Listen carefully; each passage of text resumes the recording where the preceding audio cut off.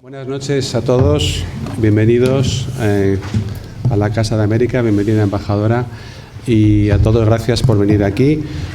Sabrán que este año, el año 2017, tiene un especial significado para esta casa, ya que cumplimos nuestro 25 aniversario. Con este motivo queremos impulsar nuevos ciclos, abrir nuevos formatos de debate, y uno de ellos es este que hoy empezamos, que se va a llamar Pensar América, Pensar España. Con él queremos reivindicar que la comunidad iberoamericana de naciones, la América Latina y España en concreto, somos una misma familia, que compartimos valores, compartimos una historia, por supuesto, una lengua y también compartimos problemas.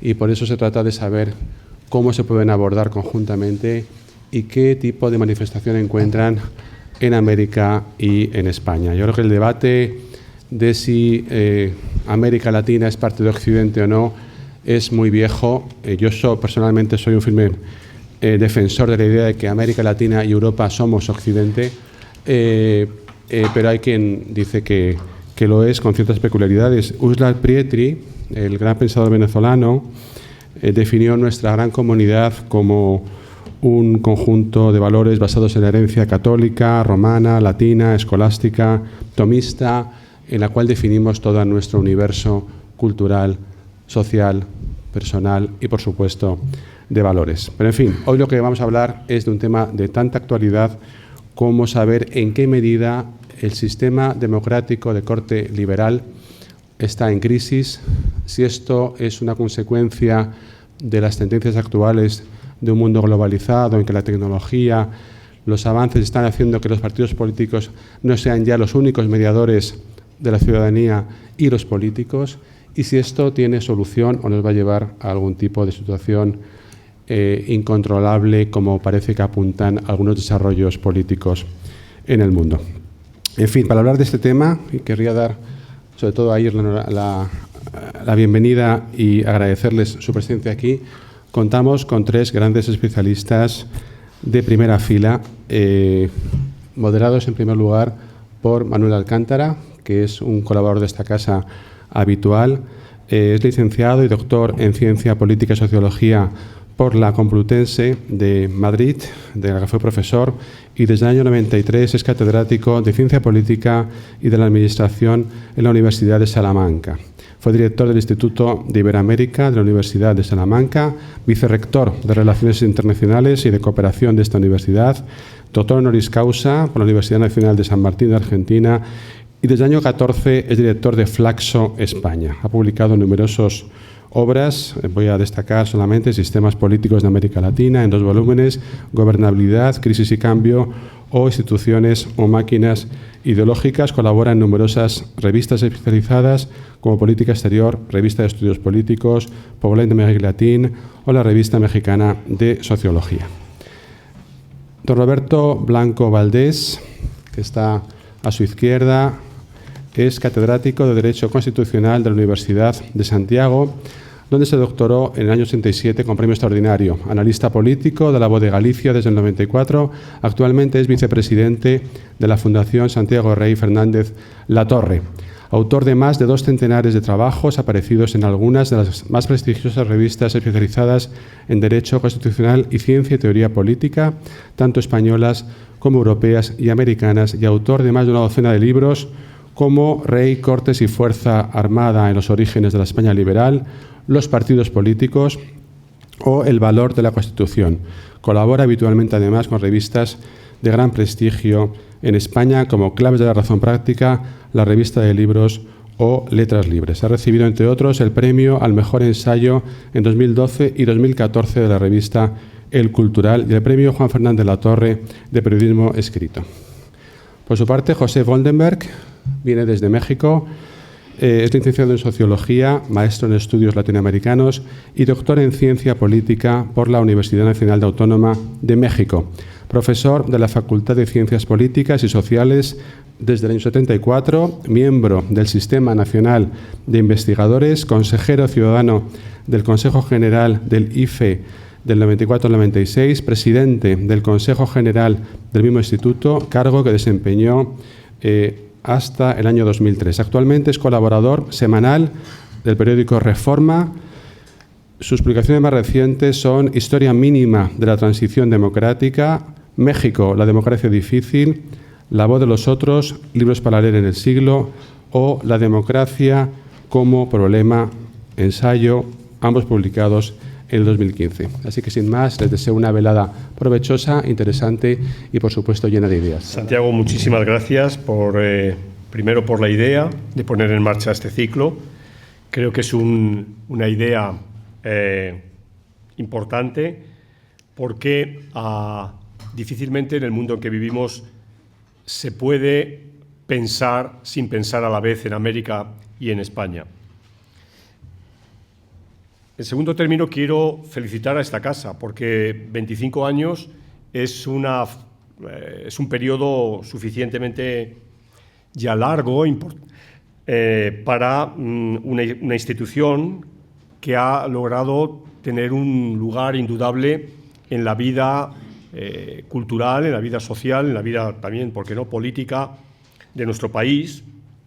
Los que no vivimos en Madrid miramos con envidia la programación que tiene esta casa en numerosísimos aspectos, ¿no? Entonces, personalmente quiero dar la felicitación de alguien que ha sido, como ha señalado Santiago, y que es una persona asidua a las actividades de esta casa.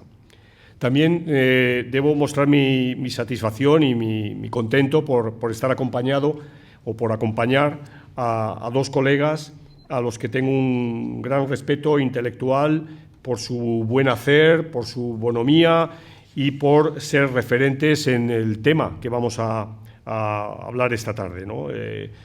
Tanto Roberto como Pepe, como José Woldenberg son personas, son referentes en sus ámbitos y son colegas a los que estimo y que sigo su trabajo intelectual desde hace mucho tiempo. Bien, la cuestión hoy es hablar sobre los partidos políticos en España y América Latina. Me van a permitir que les diga cómo vamos a proceder. Voy a hacer una pequeña introducción al tema y luego tomarán la palabra Roberto y José en unos 15-20 minutos para desarrollar a su vez lo que tienen preparado. Tendremos un pequeño debate en virtud de las ideas que se pongan aquí y que se expongan en público, y luego les daremos la palabra para concluir el acto, ¿no? Creo que es un acto de alguna manera de contenido universitario y por eso es importante que los asistentes y asistentes motivados como ustedes puedan expresar sus opiniones de una manera muy breve y de una manera muy concisa y precisa, si es posible, o formular preguntas a los miembros de la mesa. Hay una primera idea que quiero transmitirles, y es que, desde luego, algo que une a España y América en grandes líneas, porque luego veremos cómo la riqueza y la pluralidad de América y la heterogeneidad de América indica que hay siempre que poner notas a pie de página para decir esto no ocurrió en tal país o en tal país fue de esta otra manera. Pero hay un lugar común de hablar del proceso que llamamos de transiciones a la democracia, que va a afectar a un buen número de países de América Latina, no a todos, en torno a prácticamente la misma fecha o poco tiempo después que se va a vivir la transición política española. Por consiguiente, podemos hablar de un lapso de 40 años que se cumplen precisamente, bueno, para el caso español, con las primeras elecciones a la democracia que se celebraron en junio del año 77, estamos en los 40 años, o en el caso de Ecuador o de República Dominicana, que tuvieron sus elecciones transicionales en el año 78. ¿No? A partir de este año, otros países de América Latina van a ir en cascada teniendo procesos de transición a la democracia. Por eso me puedo referir a este lapso de 40 años que compartimos a uno y otro lado del océano, en el que los partidos políticos han estado presentes. Es decir, es muy raro, y son muy pocos, los hay, pero son muy pocos los casos de escenarios políticos en América en los que los partidos no estuvieron presentes, por ejemplo, a la hora de la elección de los presidentes.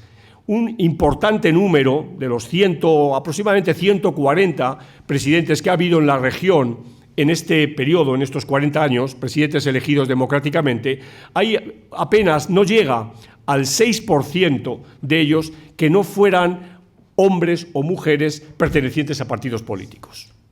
Es decir, el caso que evidentemente les vendrá a la memoria más notorio de alguien no vinculado a un partido político, que luego puso en marcha un partido político, fue el caso de Alberto Fujimori, ¿no? Por citar de un gran país, pero en el resto de los casos los presidentes tuvieron siempre una vinculación partidista. Esto quiere decir que incluso dentro del ámbito presidencial, como es el ámbito en el que se mueve la política en América Latina, los partidos tuvieron una relevancia. Y tuvieron una relevancia porque fueron instituciones referentes a la hora de reclutar a aquellas personas que terminaron siendo presidentes. Esto, por consiguiente, señala una pauta de acción política muy clara en la región. Y es que la región, durante este periodo de tiempo, se ha movido sobre pautas partidistas. Ahora bien, desde hace tiempo se viene hablando de la crisis de los partidos políticos, de estos partidos políticos que han sido referencia y que son sobre los que se ha montado la política en América Latina. Pero fíjense ustedes, cuando uno va a la literatura especializada, realmente la literatura especializada sobre partidos políticos habla de la crisis de los partidos incluso desde finales del siglo XIX. Vamos a encontrar a lo largo de este, ya diríamos, siglo largo de 120, casi 125 años, vamos a encontrar numerosos trabajos que se refieren a la crisis de partidos. Y uno puede ver esta evolución, diríamos que como con ciclos o como con oleadas, ¿no? Un viejo autor, un ruso que se hizo... que encontró su espacio en la literatura especializada, de nombre Ostrogorsky, hizo un informe sobre los partidos políticos de las dos democracias más sólidas de finales del siglo XIX, que era la democracia británica y la democracia norteamericana. Bueno, Ostrogorsky es el que inaugura esta literatura de pensar o de referirse a que hay una crisis de los partidos políticos. Entonces, el propio Juan Linz, en distintos trabajos, cita esta idea que estoy exponiéndoles, ¿no? Pero, sin embargo, lo que quiero llamar la atención es que, siendo una idea recurrente con respecto a esta institución que llamamos partido político, lo que está pasando en la última, yo diría en la última década, se puede extender un poquito más a algún caso latinoamericano que vivió su muy específica crisis de los partidos en la década de los 90. Me he referido antes del caso de Perú, pero podríamos hablar también del caso de Venezuela, donde un sólido sistema de partidos se hundió literalmente en esa década, pero sobre todo es en los últimos 10 años cuando se han producido diversos cambios que ponen en solfa no tanto a la idea del partido político, sino a la idea de la representación política. De tal manera que si la representación política es el eje sustantivo de los sistemas democráticos, es decir, si algo caracteriza a la democracia es porque es una democracia representativa y por consiguiente la función de representación es básica para toda democracia, si la democracia está en crisis, si la representación está en crisis, por consiguiente esto afecta clarísimamente a la democracia. Y yo creo, y esta es mi percepción, que los procesos que se vienen dando desde comienzos de siglo apuntan en esta dirección. Y me permito enfatizar 4 ideas que avalan lo que acabo de señalar. En primer lugar, desde el punto de vista de la sociedad, hay un cambio notable en la propia estructura de las sociedades occidentales que definió muy bien este gran sociólogo recientemente fallecido, Zygmunt Bauman, cuando nos habla de sociedades líquidas. Es decir, esta idea de que nos movemos en unas sociedades donde se han licuado, donde han desaparecido elementos identitarios muy fuertes por los cuales la gente se sentía identificada con algún credo político y con otro tipo de credos, pero ahora estamos hablando de la política, de tal manera que en este proceso de licuación se perdía todo referente con respecto a la vinculación clásica que hombres y mujeres habían tenido durante largas décadas del siglo anteriores con respecto a los partidos políticos. Por consiguiente, estamos en un escenario donde es muy difícil apegar a la gente a los partidos porque la gente no se identifica en ellos como no se identifica en otras cosas. En segundo término, hemos vivido cambios muy profundos en el ámbito de las tecnologías de la información y de la comunicación. Digamos que en nuestro siglo XXI, precisamente, al calor de este fenómeno que llamamos globalización y que es, de alguna manera, que viene montado por estos grandes cambios que se han producido en el terreno de estas tecnologías, ha supuesto también un impacto notable en los procesos de intermediación. Es decir, si la democracia representativa es algo, tiene que ver con que en la democracia representativa se eligen representantes que intermedian entre una sociedad, que además es líquida, y unas instituciones políticas, unas instituciones que llamamos instituciones representativas, sean las presidencias, sean los congresos, sean las alcaldías, las municipalidades o sean las gobernaturas o, en nuestro caso, las comunidades autónomas. Entonces, estas tecnologías cambian radicalmente el papel y la función de la representación. Y esto está aquí y ha llegado para quedarse. En tercer lugar, creo que se ha generado una matriz en la política que no es nueva, pero que se ha intensificado en los últimos tiempos en términos de lo que también algún autor ha denominado la pugna por la construcción de hegemonías. Dicho de otra manera, en procesos de polarización que vienen de alguna manera de la mano de, a su vez, de la crisis económica, que volveré sobre ello, que azota a las sociedades occidentales desde el año 2008, la política se convierte en algo muy smithiano, algo muy de la lógica del amigo-enemigo. Y esta lógica de amigo-enemigo se articula en lo que llamamos convencionalmente la polarización política. Y es en esta polarización política donde los dos grandes bloques en liza articulan estrategias para buscar una hegemonía, ¿no? Es algo que hemos sido testigos a lo largo de todo el año pasado de manera abundantemente explícita, y no creo que sea necesario detenerme en ello, pero todos tenemos conscientes de determinados procesos electorales, políticos, que se han dado y que ponen de relieve esta idea de la pugna de la construcción de hegemonía. Y finalmente, lo he dicho, aunque este sea un factor exógeno, es la crisis económica de 2008.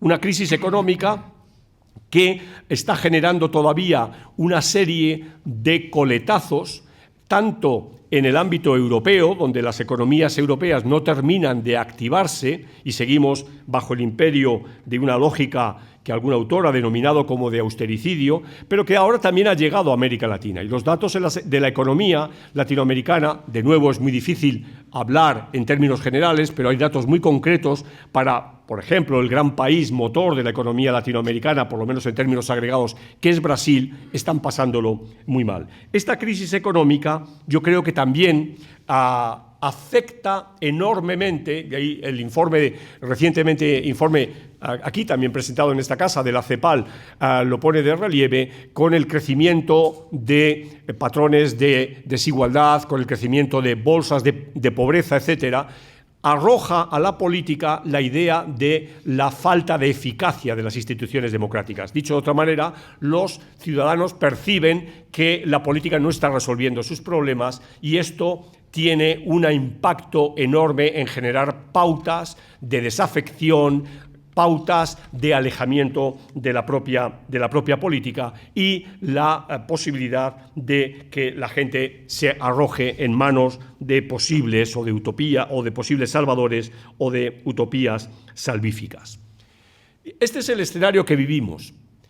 Este escenario es español, pero es también americano. Es americano y también español. Y lo que percibo de una manera novedosa es que si bien la influencia entre ambos lados del Atlántico siempre estuvo presente, esta influencia tiene una naturaleza muy distinta también en los últimos 10 años, porque las ideas han venido acompañadas de la movilización de personas que han aprendido experiencias en América Latina y las han trasladado a España, y que una vez en España las han desarrollado, han sido reinterpretadas en América Latina. Esto me parece que introduce un factor absolutamente novedoso que no habíamos visto antes, porque antes las experiencias de ida o de venida estaban muy motivadas a través de, por ejemplo, el exilio político, ¿no? Pensemos en la oleada del exilio republicano español, básicamente a México, pero también a Argentina, a Colombia, a otros países de América Latina, o en la oleada del exilio latinoamericano después de la muerte de Franco a nuestro país. O sea que era un componente muy distinto, y un componente, si se quiere, agónico, ¿no? Es decir, de personas que estaban en una situación muy complicada. Sin embargo, esto cambia radicalmente. Ahora son estudiantes, son intelectuales, son cooperantes que se trasladan a América Latina, que se incorporan a procesos políticos muy dinámicos en América Latina, que aprenden experiencias y que vuelven a España con estas experiencias, ¿no?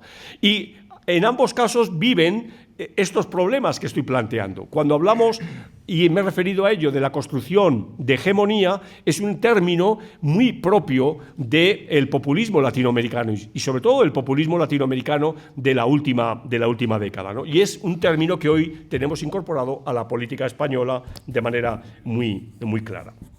Por ello, y con esto termina mi introducción, creo que hay materia de sobra para reflexionar, para pensar desde España, con España, desde América Latina, con América Latina, de los problemas que son comunes, pero ojo, no son solo comunes. En el que un tema que se pueda imaginar más relevante que el de cómo vamos a articular la democracia liberal del futuro, la democracia liberal de los próximos 30, 40, 50 años, ¿no? Hablar aquí es además un placer porque he tenido la oportunidad, he tenido la ocasión de visitar hace un ratito este maravilloso palacio. Esto es una auténtica joya, una verdadera maravilla, un sitio verdaderamente fantástico que se ha recuperado con un gusto extraordinario, y también por eso quiero felicitar al director de la Casa América, Santiago Miralles, por esa obra de recuperación de esta joya de nuestra arquitectura y de nuestra decoración. Decía el profesor Alcántara que los partidos políticos han estado siempre en crisis, o que ha habido una literatura constante sobre la crisis de los partidos políticos, y es verdad. Los dos libros más famosos sobre partidos, aparte del que él mismo ha citado de Ostrogorsky, son el libro de Robert Michels sobre los partidos políticos y los estudios de Weber, y tanto unos como otros se refieren a elementos críticos de los partidos políticos. Los partidos políticos, diríamos, hablar de los partidos políticos es hablar de algo que ha sido una especie de constante a lo largo del siglo XIX y del siglo XX, aunque, como intentaré explicar ahora, la crisis en la que estamos ahora es sustancialmente diferente, ¿no?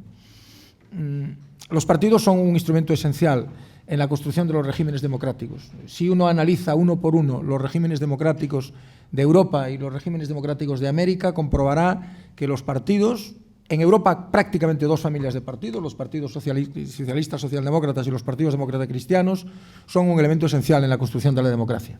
Weimar fracasa porque no hay, la República de Weimar en Alemania después del 19 fracasa porque no hay sólidos partidos, y la República alemana del 49, el 47, 48, 49, de la posguerra, es capaz de asentarse porque hay un sólido sistema de partidos. Los regímenes del periodo de entreguerras fracasan, entre otras razones, porque los partidos son débiles, son partidos que no son capaces de, entre otras razones, no digo que sea la única razón, no son capaces de asentar gobiernos estables. Hay docenas de gobiernos en periodos muy cortos de tiempo, y por tanto los partidos son un instrumento esencial.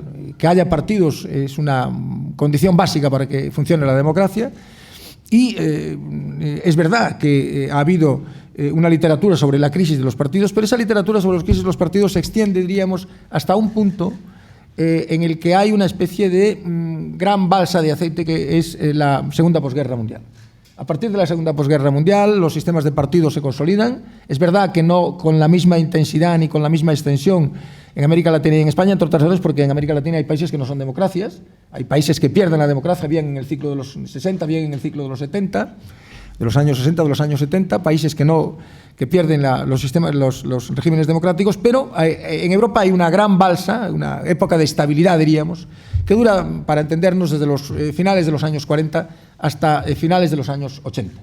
Ahí hay 40 años en que los partidos son el instrumento clave de vertebración de la opinión pública, lo que son los partidos en democracia, el instrumento clave de vertebración de la opinión pública, el instrumento fundamental de participación de los ciudadanos en la política, el instrumento fundamental de funcionamiento de las instituciones representativas y el instrumento esencial de vertebración del pluralismo en las sociedades democráticas. Esto ocurre en Alemania, esto ocurre en todos los países nórdicos, esto ocurre en Francia, en Italia, más tarde, a partir de los años 70, en España, en Portugal y en Grecia.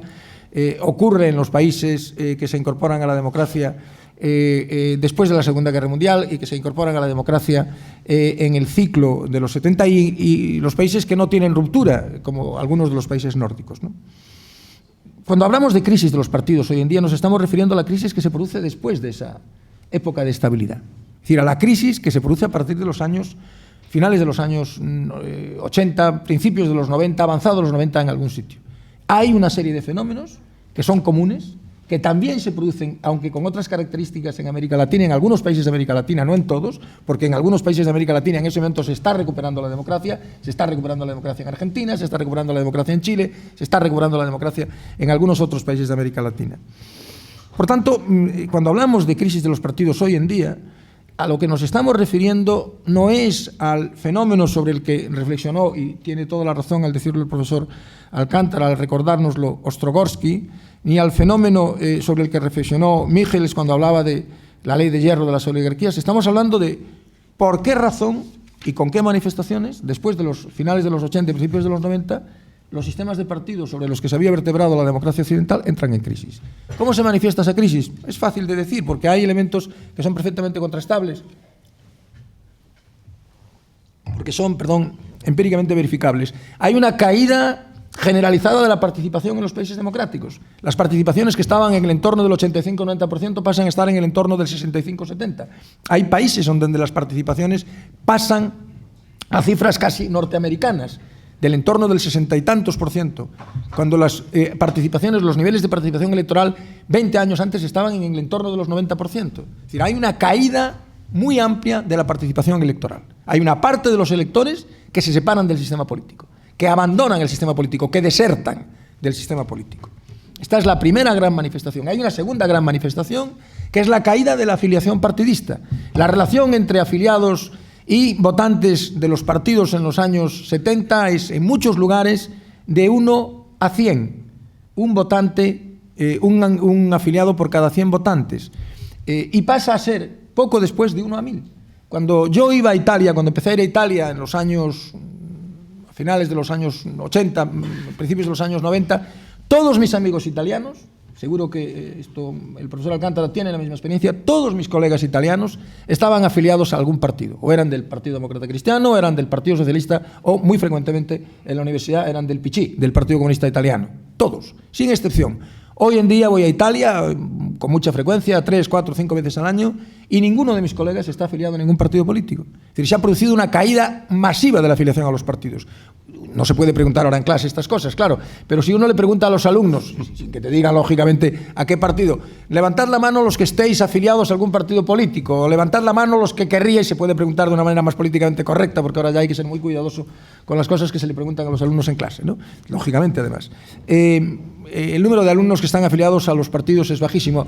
Hay, sin embargo, afiliación a otras cosas. La gente se afilia a asociaciones no gubernamentales, a clubes deportivos, a otro tipo de asociaciones, pero la afiliación a los partidos ha caído de una manera espectacular. Es un segundo dato fundamental junto con la caída de la participación electoral. Hay un tercer dato. Se ha producido una quiebra en la continuidad del voto a los partidos. Los partidos mantienen durante los años 60, 70, 80, principios de los 90, una gran continuidad en sus porcentajes de votantes.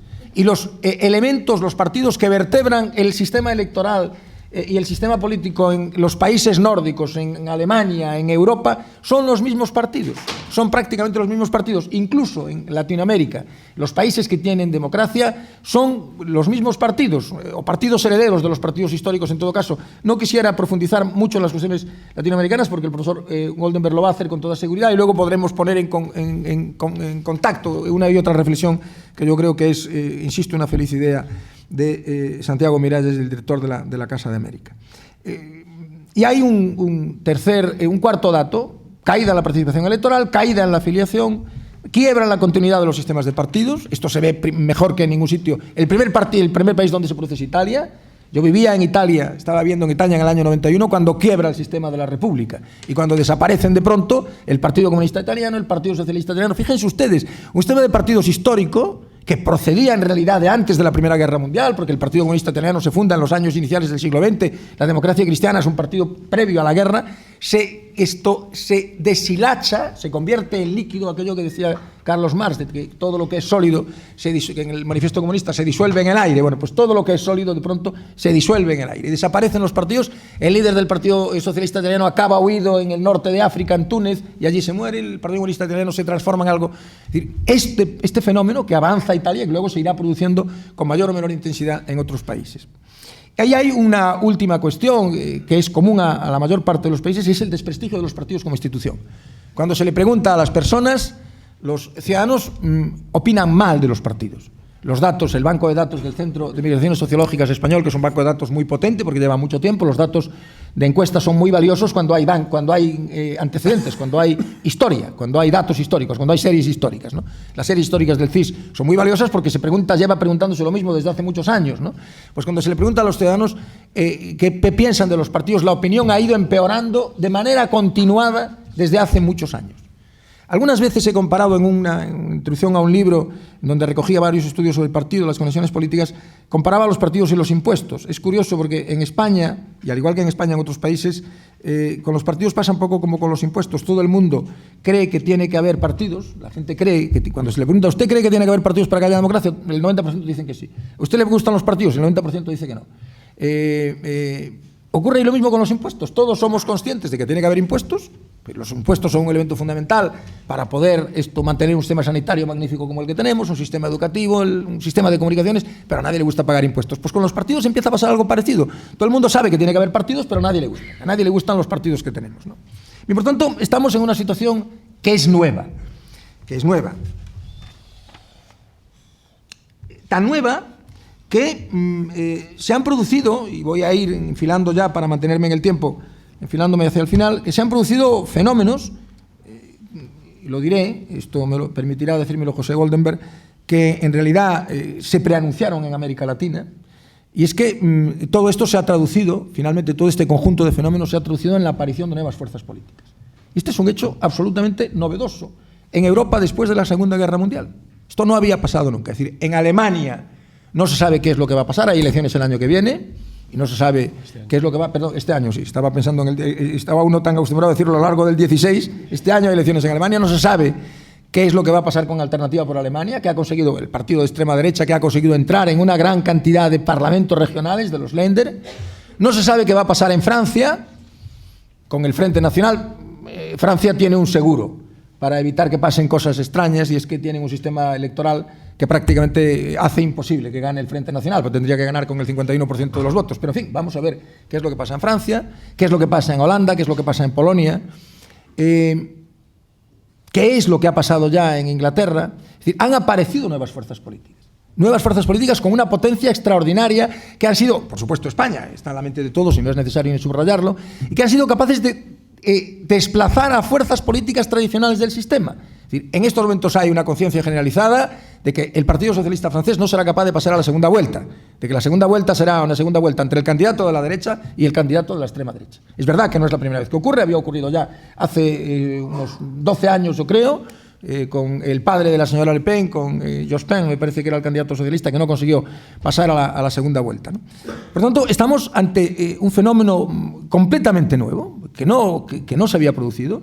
Estos partidos además tienen un fuerte componente nacionalista y un fuerte componente populista, y ahí es donde yo creo que América se adelanta. Es decir, que en realidad no es casual que la gran novedad que se produce en los sistemas democráticos en América Latina sea justamente la emergencia de fuerzas populistas, de partidos populistas. Estoy hablando de Venezuela, estoy hablando de Bolivia, estoy hablando de Ecuador, de esas nuevas candidaturas que están en la mente de todos ustedes, de esos nuevos candidatos, de esos nuevos presidentes. Estoy hablando de una manera distinta de Argentina, porque es este peronismo, el neoperonismo que caracteriza la situación de Argentina. Y de pronto, estos partidos que emergen en Europa son partidos con un fuerte componente nacionalista y con un fuerte componente populista. Es más, esos son los dos elementos fundamentales que definen la candidatura del señor Trump. El discurso del otro día en la toma de posesión es un discurso con dos básicos componentes, con tres, y ahora añadiré la tercera cuestión que me parece relevante, con un componente fuertemente nacionalista, con un componente fuertemente populista y con un fuerte componente anti-establishment, porque todos estos partidos se presentan como antipartidos en realidad. Es decir, estas fuerzas políticas se presentan criticando a las fuerzas políticas tradicionales con un discurso antipolítico, antipartidista, anti-establishment, aquello que decía Ingelher, me parece que era, ¿no? De establishment, anti-establishment. El otro día era sorprendente ver a un señor multimillonario que ha conseguido el puesto más poderoso de la tierra, que es el presidente de Estados Unidos, a hablar como si fuera un outsider de la política, hablar del establishment. Es una cosa realmente sorprendente, o sea, que llama profundamente la atención escuchar al presidente de los Estados Unidos, que va a tener la llave nuclear, que va a disponer de la capacidad de hacernos la puñeta o no a miles de millones de personas en el mundo, y oírle hablar como si fuese un auténtico outsider de la política que está allí para proteger. Es una cosa verdaderamente, este concepto de la gente que ha surgido, ¿no? Ya no hay pueblo, no hay soberanía popular, lo que hay es la gente. Y frente al concepto de la soberanía popular, encarnado en instituciones democráticas representativas a través del procedimiento electoral, que sabemos que es, se alza la voz de la gente, que no sabemos quién la representa, ni quién no la representa, ni quién habla en su nombre, ni quién no habla en su nombre. Una última reflexión antes de terminar. ¿Por qué ha ocurrido esto? Sin duda, el profesor Alcántara apuntaba elementos fundamentales. Dos de ellos me parecen imprescindibles en el análisis. El efecto de la crisis económica, una crisis económica que ha empobrecido a miles de personas. El análisis de los electores del señor Trump en Estados Unidos indica esto, es decir, hay una parte muy importante de población empobrecida por la crisis, de clases medias empobrecidas por la crisis, de personas que tienen trabajos precarios, con poco horario, con muy poco dinero, que ganan muy poco dinero, que tienen que tener varios trabajos. Hay un fenómeno, yo que llevo muchos años escribiendo en prensa, lo tengo absolutamente claro, hay un fenómeno y es la aparición de nuevos medios de comunicación que no controla a nadie. Es decir, uno puede ser una persona perfectamente pintoresca y tener 20 millones de seguidores en la red. Esto es una cosa imposible, uno no puede tener 20 millones de lectores. Para tener 20 millones de lectores tienes que montar no ha tenido nunca 20 millones de lectores el New York Times, y esto era un aparato espectacular, o el Washington Post, eran periódicos con unas redacciones, docenas, cientos de periodistas. Bueno, y de pronto cualquiera no, pero en fin, muchas personas que conocemos tienen esto en Instagram, una cosa que se llama Instagram, 20 millones de seguidores. Y de pronto hablan de todo, hablan de política, de moda, de cocina, de costumbres sociales, y tienen 20 millones de seguidores que esto los tienen como una especie de gurús. Bueno, una cosa verdaderamente... Esto ha cambiado, es evidente que ha cambiado. Ha cambiado, y la capacidad que tienen los medios de comunicación de ahormar la opinión pública es relativa. Y la prueba es que Trump gana en Estados Unidos contra todos los medios políticos, diríamos, del establishment, para entendernos. Contra el New York Times, contra el Washington Post, que había apoyado tradicionalmente a los candidatos republicanos, pues no. Contra el New York Times, contra el Washington Post, contra Los Angeles Times, contra todos el Boston Globe, los grandes periódicos norteamericanos. Por tanto, hay un fenómeno nuevo que tiene que ver con el deshilachamiento de la opinión pública. La opinión pública está absolutamente deshilachada, es líquida, efectivamente, es una opinión pública líquida, que se mueve con presiones que no sabe muy bien de dónde proceden. Estos dos fenómenos son claros, pero hay más fenómenos. Los partidos tienen que tener alguna responsabilidad en las cosas que están sucediendo. Los partidos lo han hecho mal. Claro que lo han hecho mal. Los partidos han trabajado en gran medida como instituciones autistas. Hay un artículo que yo cito siempre que puedo de este filósofo alemán Hans Magnus, de pronunciación imposible, lo pronunciamos todos mal, pero en fin, Hans Magnus Enzensberger, que se llama Compasión por los políticos, es un artículo de periódico que ustedes pueden localizar en Google, ahora ya se puede localizar absolutamente todo, ¿no? Pues uno pone allí Compasión por los políticos y aunque escriba mal Enzensberger, enseguida Google le dirá, ¿quiere usted decir? Y efectivamente, siempre tú quieres decir lo que Google dice que quieres decir. Lo leen ustedes, es un artículo formidable, dice esto Enzensberger, ¿no?, que en ese artículo maravilloso, Compasión por los políticos, que efectivamente hay un autismo político, por virtud del cual pasan cosas a nuestro alrededor y los últimos en enterarse son las personas que se dedican a la vida política. No deja de resultar curioso que las personas que tienen mayor información, que tienen mayores medios para estar enterados, sean los últimos que se enteren en enterarse de muchas de las cosas que pasan a su alrededor. Es decir, los últimos en enterarnos de que iba a ganar Trump fuimos los que estábamos convencidos de que Trump no iba a ganar.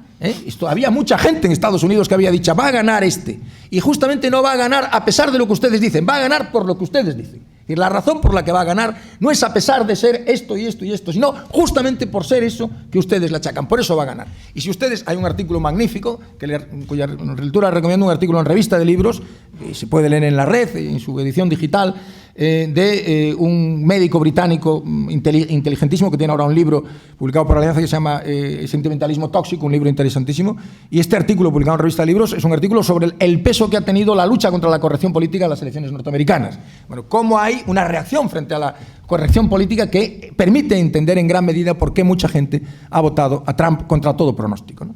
Por tanto, los partidos han cometido errores. Alguna vez he dicho, y voy a ir terminando ya, lo juro, que los partidos son demasiado fuertes y demasiado débiles al mismo tiempo. Es decir, son demasiado débiles en la sociedad, los partidos pierden militantes, pierden prestigio, pierden pie social, pierden capacidad de entender lo que ocurre en la calle. Estoy hablando de los partidos en general, yo ya sé que no todos son igual, no vayan a pensarse que yo soy tan ingenuo, ya sé que hay quien lo hace mejor y quien lo hace peor, quien tiene más capacidad para entender lo que ocurre y quien tiene menos, estoy hablando en términos generales. Los partidos son demasiado débiles, pero al mismo tiempo son demasiado fuertes en el Estado y hacen cosas que a la gente no le gusta, negocian sobre cosas que a la gente no le gusta, se reparten puestos, se reparten canonjías, se reparten influencias, se reparten órganos que no deberían repartirse. No deben repartirse los partidos, los magistrados del Constitucional, ni deben repartirse los partidos. No, esto no lo deben hacer los partidos y cuando lo hacen, la proyección que generan en la sociedad es mala. Por tanto, sin duda alguna, los partidos tienen una importante cuota de responsabilidad, los partidos tendrán que cambiar. Pero hay también un fenómeno social que tiene que ver, lo decía antes, esto me tomaban unas declaraciones los encargados de hacerlo aquí en la Casa de América, tiene que ver con un proceso de, diríamos, de renacimiento del corporativismo social y de deshilachamiento social. Es decir, que en estos momentos es muy difícil agregar a la opinión pública en torno a grandes ejes, dificilísimo, y cada vez va a ser más difícil. Cada vez va a ser más difícil, cada vez los medios de comunicación tradicionales van a tener menos influencia, no les quepa a ustedes ninguna duda. En estos momentos mantener un periódico es una auténtica heroicidad, Dicen, bueno, es que ganan los digitales. Bueno, sí, pero es que esto, si uno tiene un negocio que no revierte, sino que no tiene reversión económica, es muy difícil mantener un negocio, es decir, muy difícil mantener los negocios que no tienen reversión económica, porque los periódicos se vendían y tenían publicidad, los periódicos digitales tienen una reversión publicitaria muy pequeña, y si uno los pone con coste, no los lee nadie, y la gente se va a otro periódico. Por tanto, tenemos ni hay grandes liderazgos. A veces se dice es que los líderes europeos son menos potentes que fueron los líderes europeos en un momento determinado. Y es verdad, pero esto es general, esto no solo ocurre con los líderes políticos, ocurre con los líderes políticos, ocurre con los líderes sociales, con los líderes sindicales, ocurre con los intelectuales, ocurre con carácter general. Es decir, es muy difícil agregar a la opinión pública. Por tanto, el desafío que tenemos, el gran desafío que tenemos, y de esto probablemente podemos hablar a continuación, es cómo hacemos, porque yo sí tengo una convicción, y con esa convicción terminaré, y es que no hay posibilidad de organizar la democracia sin partidos. No hay manera de gobernar un país a través de referéndums.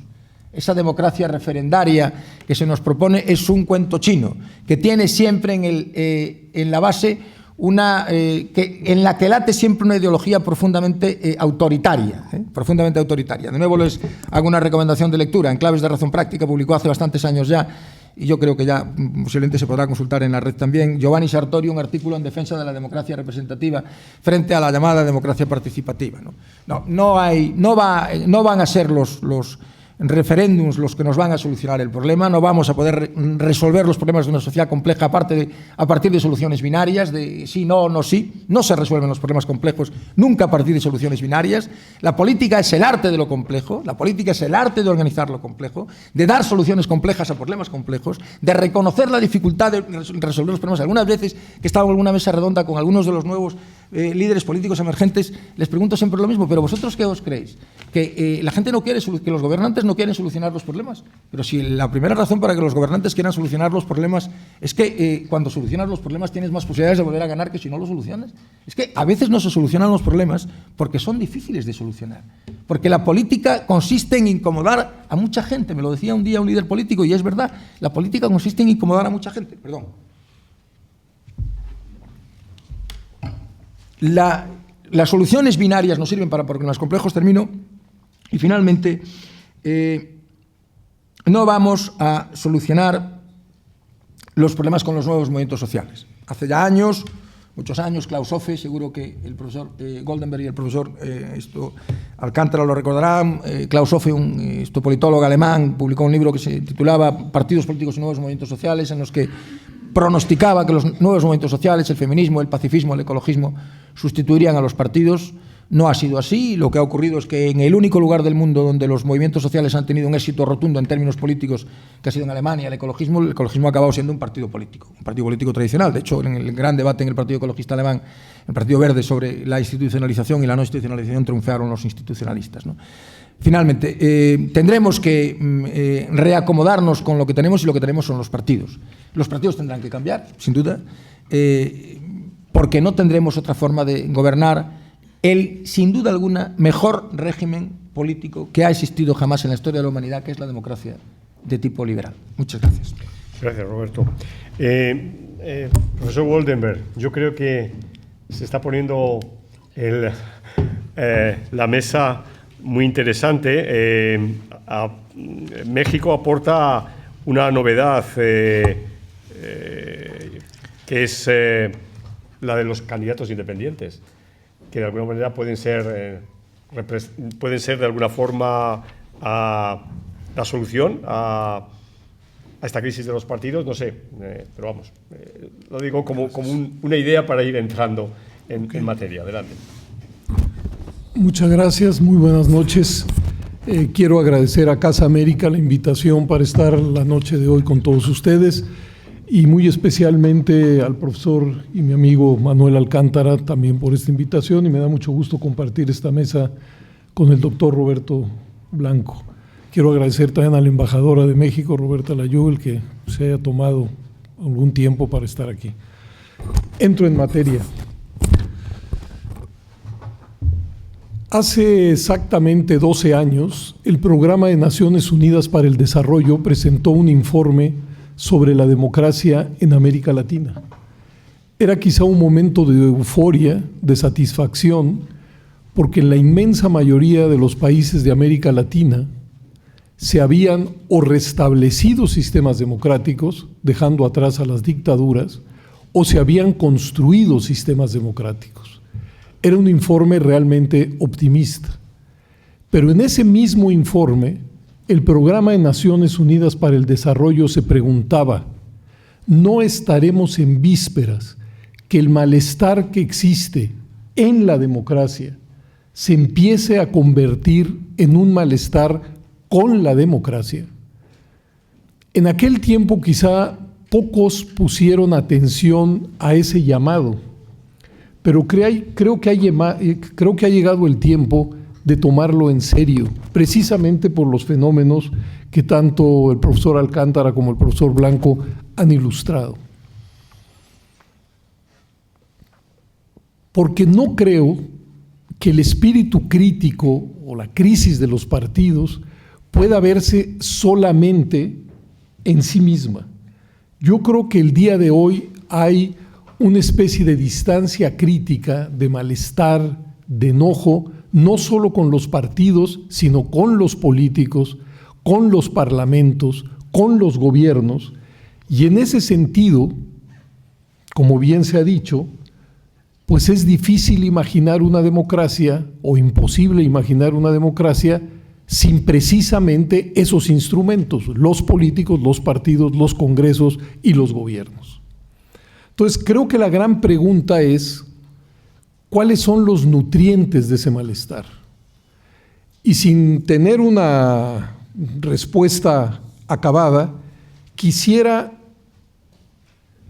referirme a 8 manantiales de donde creo se refuerza, surge y se expande este malestar con la política en general, o como la política democrática en particular. Los primeros 4 son asuntos, si no menores, que creo no están gravitando con suficiencia, pero que están ahí. A los 4 últimos es a los que yo les doy una mayor relevancia. Empiezo entonces de menor a mayor. Primero reitero ante ustedes una vieja idea del profesor Juan Linz. Existe instalada en las sociedades de manera natural un resorte antipluralista. La democracia, ustedes lo saben bien, es sinónimo de convivencia y competencia de la diversidad política. Para eso se construyen regímenes democráticos, para que las diferentes corrientes político-ideológicas que coexisten en una determinada sociedad puedan expresarse, puedan recrearse, puedan convivir y competir de manera pacífica e institucional. Esa es la aspiración de la democracia. Sin embargo, todos lo hemos visto, con amigos, familiares, abriendo la prensa, escuchando la televisión, en las redes, el resorte antipluralista está presente siempre. Cada persona, cada organización cree que es portadora de la verdad, que su diagnóstico es el correcto y que quienes lo contradicen no encarnan más que intereses aviesos. Eso es lo que vimos en buena medida en el discurso de Donald Trump.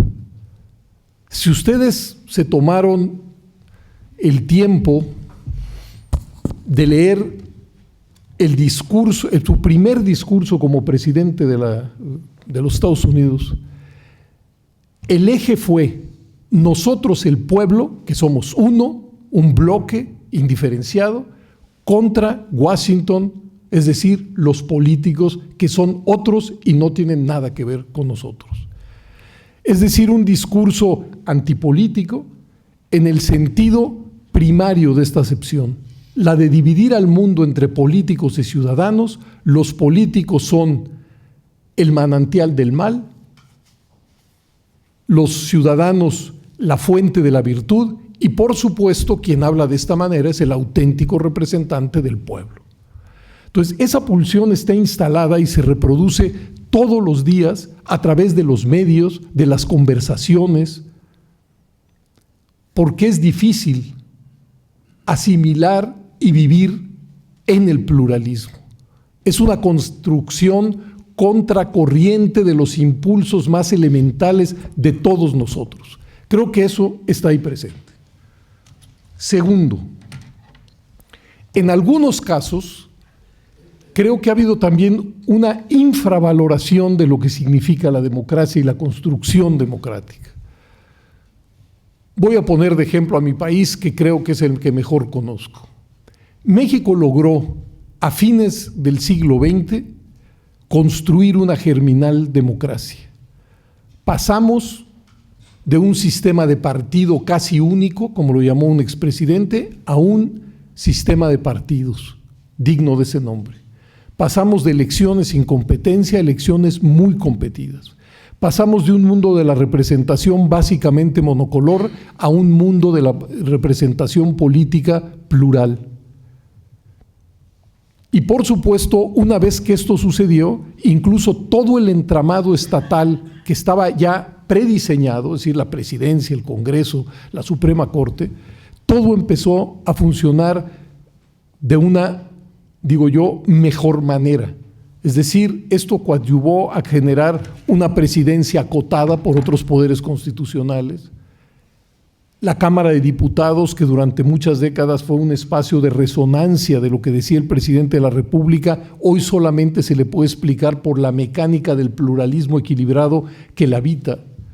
Incluso la Corte, que durante largas décadas fue en materia política una especie de cero a la izquierda, hoy juega un papel muy relevante a través de las controversias constitucionales, las acciones de constitucionalidad. Bueno, ese proceso, que en nuestro caso duró prácticamente 20 años, no ha sido socializado. ¿Por qué?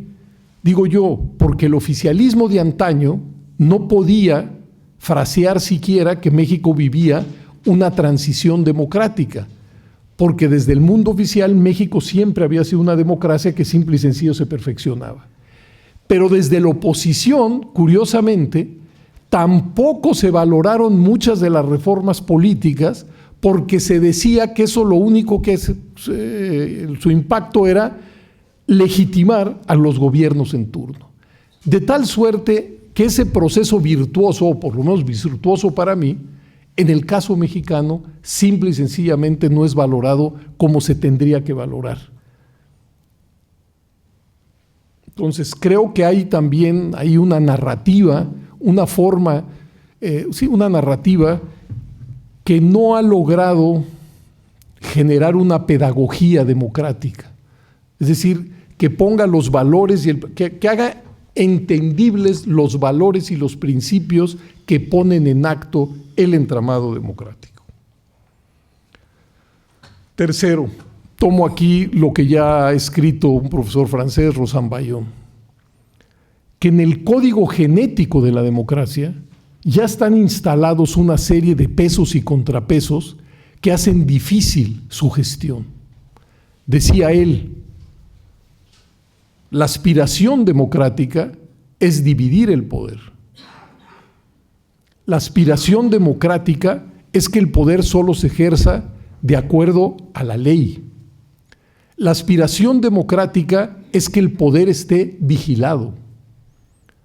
Bueno, todas esas aspiraciones se traducen en normas e instituciones que hacen que el funcionamiento del juego democrático sea tortuoso, difícil, laberíntico, pero a eso se aspira. Ahora, esto se vuelve más complicado cuando lo que tenemos son gobiernos de minoría. Vuelvo al caso mexicano. Desde 1997 a la fecha, estamos hablando de 20 años, es decir, no es un rasgo coyuntural, sino prácticamente estructural, los presidentes de mi país no han tenido una mayoría congresual que acompañe su gestión.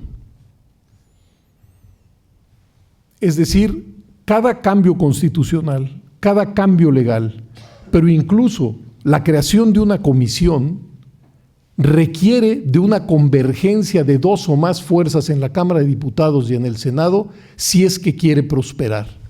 Y esto hace que la gestión se vuelva laberíntica, lenta, tortuosa y muchas veces ininteligible para muchos de los ciudadanos. A diferencia de los autoritarismos, que son rápidos, eficientes, entre comillas, porque una voz manda y ordena. Entonces, esa dimensión de la democracia creo que también está teniendo un impacto en la valoración de los instrumentos de la democracia. Repito, partidos, políticos, gobiernos y Congreso.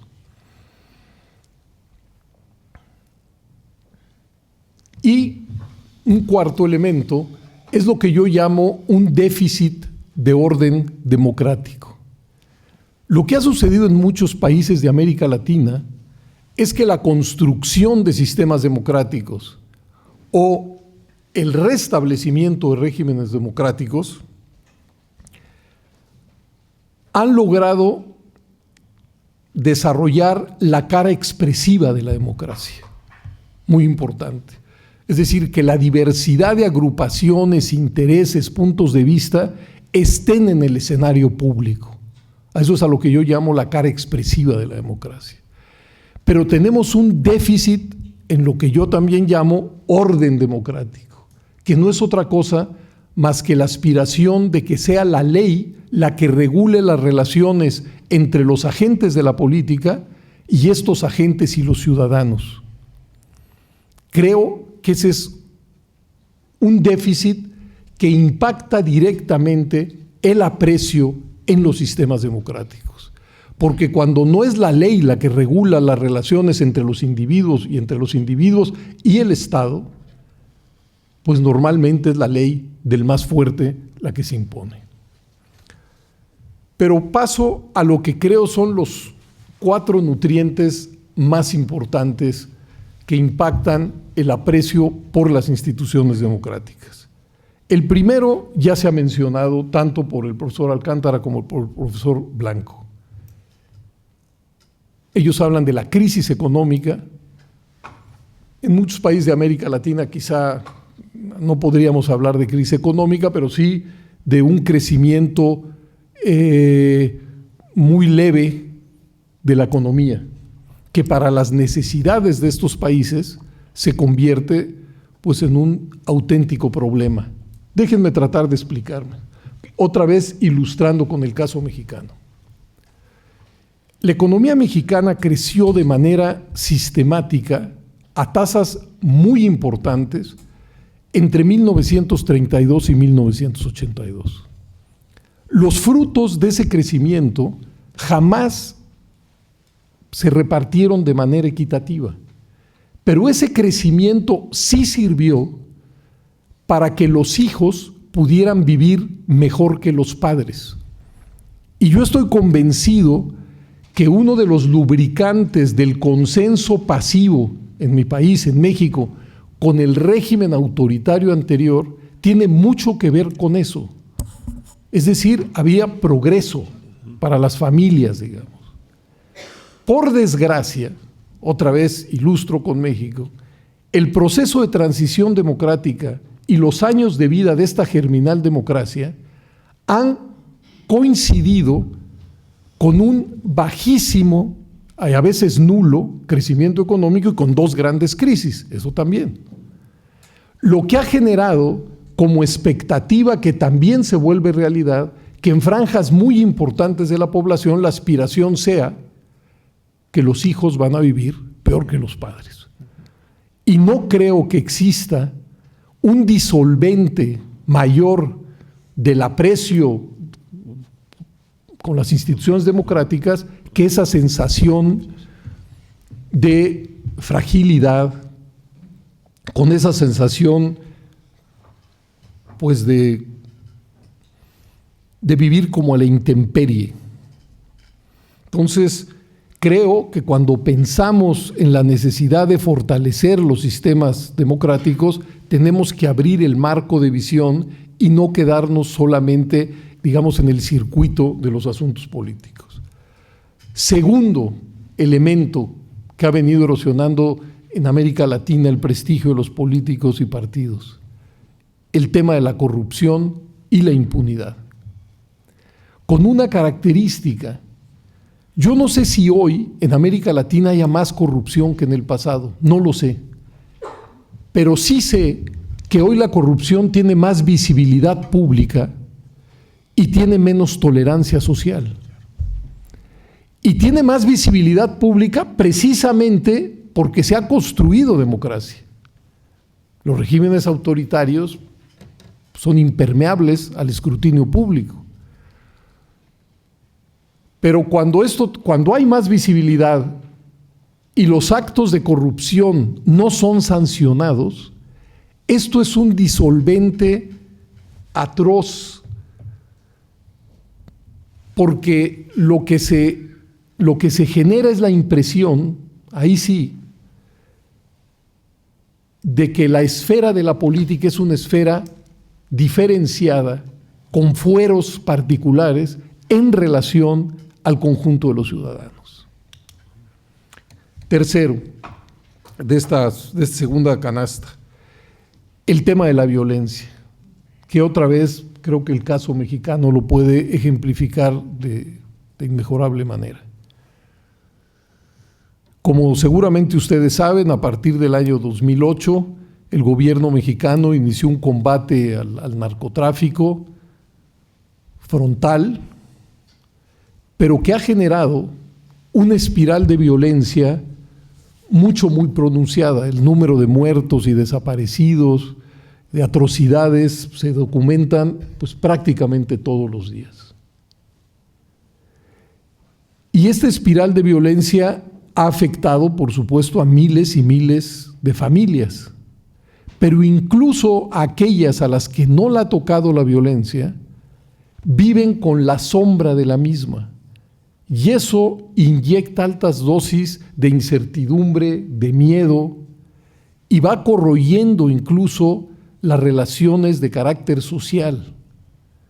No creo que en el caso de América Latina, de algunos países de América Latina, creo que siempre hay que decir eso, de algunos países de América Latina, podamos explicarnos el desencanto y el malestar sin introducir esta dimensión que tiene que ver con la violencia. Quiero decir que en México, por ejemplo, las tasas de homicidio por cada 100,000 habitantes, que es como las Naciones Unidas mide este asunto, venían bajando de manera consistente, muy consistente, hasta el año 2008, y que los últimos años pues, se ha recrudecido. Y por último, también creo que es muy complicado generar un sentimiento, esto no es una idea mía, es una idea de la CEPAL, generar un sentimiento de pertenencia, de causa común, en países tan profundamente desiguales como muchos de los de América Latina.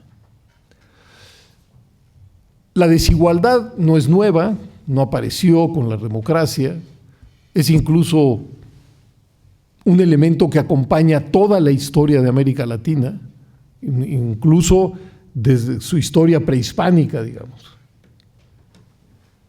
Pero es muy difícil construir democracia sin un mínimo de cohesión social, que es a lo que ha llamado la CEPAL. Porque cuando las desigualdades y las diferencias son tan abrumadoras, es muy difícil, insisto, generar la idea de que todos estamos en el mismo barco. Y esto, creo, es el piso, es un piso muy frágil para construir sistemas tan complejos como los sistemas democráticos. Ahora bien, para terminar, sin embargo, quizá con un toque optimista, y sin embargo, en toda América Latina, o en casi toda América Latina, hay elecciones sucesivas. Y como ya señalaba el profesor Blanco, a esas elecciones concurren partidos políticos. Y las elecciones vuelven a ser momentos estelares donde la diversidad de diagnósticos y propuestas aparecen a los ojos del público. Ese público se orienta a través de esas propuestas y de esa manera se ordena o se reordena la vida pública. No quiero tirar a la canasta la sugerencia de Manolo. En efecto, durante muchos años los partidos políticos en México tuvieron el monopolio para la postulación de candidatos a los diferentes cargos electivos. Pero en 2014 hubo una reforma que permite que a todos los cargos que se van a elegir, es decir, desde un presidente municipal, un congreso local, un gobernador, senadores, diputados o presidente de la República, puedan postularse candidatos independientes. Así se les llama desde la legislación. Ahora bien, sin tomar en cuenta la dimensión jurídica, que es mucho decir, ¿qué son las candidaturas independientes? Pues son algo así como micropartidos. Porque ¿qué hace un candidato a una presidencia municipal o a la presidencia de la República para intentar ganar? Pues se dota de una organización, teje una red de relaciones, dice que tiene un ideario, que estas son sus propuestas, genera, a querer o no, una organización. Y eso en español, si mal no entiendo, se le llama partido, es decir, una parte de la sociedad que se organiza intentando alcanzar cargos de representación. Es decir, no hay escape.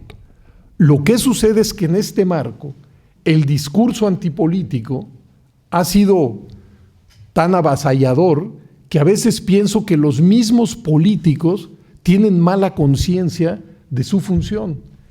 En el caso mexicano llegamos al siguiente extremo. En 2018 tenemos elecciones generales. Pues deben saber ustedes que está abierta la puerta para las candidaturas independientes. Pero si un grupo de mexicanos quiere construir un nuevo partido, esa puerta está cerrada. Se abrirá hasta el año 2019.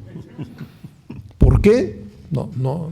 Antes, cada 3 años había esa posibilidad, porque cada 3 años tenemos elecciones federales. Lo que quiero ilustrar con eso es que el lenguaje de la antipolítica ha llegado hasta allá.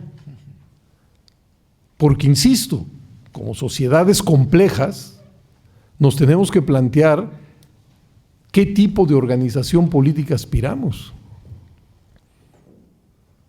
Partidos políticos nacionales, grandes agregadores de intereses con idearios públicos y demás, o partidos personalistas, efímeros, pequeños, que pueden tener, digamos, un cierto impacto. Termino con lo siguiente. Creo de todas maneras que las candidaturas independientes pueden jugar un papel interesante. Primero, le van a generar un contexto de exigencia a los partidos, es decir, los van a sacar de su zona de confort. Puede hacer que por esa vía se incorporen a la vida política personas que de la otra manera simple y sencillamente no lo hubieran hecho. Esa es la parte, creo yo, buena. Pero ya tenemos la experiencia de candidatos independientes ganadores. En el caso del Congreso, tanto en congresos locales como en el Congreso Federal, han resultado anodinos. ¿Por qué? Porque 1 o 2 difícilmente puede tener una gravitación fuerte, pero donde sí dejan su sello y resultan más interesantes es, por ejemplo, en las presidencias municipales o en las gubernaturas. Hoy el Estado de Nuevo León tiene un gobernador que salió por la vía independiente, aunque había militado 30 y tantos años en el PRI, y tenemos presidentes municipales en ciudades grandes como Ciudad Juárez o Morelia. Pero al igual que el profesor Blanco y que el profesor Alcántara, y quizá por falta de imaginación, no puedo alcanzar a vislumbrar un sistema democrático sin partidos políticos. Y cuando hablo de partidos estoy hablando más allá de la denominación, porque se puede ser partido político autodenominándose movimiento, claro, o club o asociación, precisamente para darle la vuelta a la mala fama de los partidos. Pero al final de cuentas, pues esas agrupaciones cumplen el papel de partidos políticos. Muchas gracias.